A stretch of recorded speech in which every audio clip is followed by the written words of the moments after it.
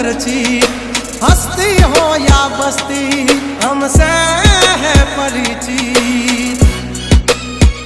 અમારી આમ પડતા પહેલા તું જોઈ લેજે ચોઘડિયા, લાગશે દિયોરો તમારા વાગી રહ્યા ચોઘડિયા।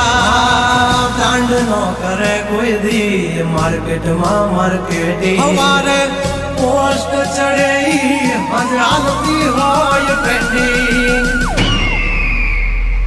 હા ગંગલાથી નો થવાય કોઈ દી બરવટિયા,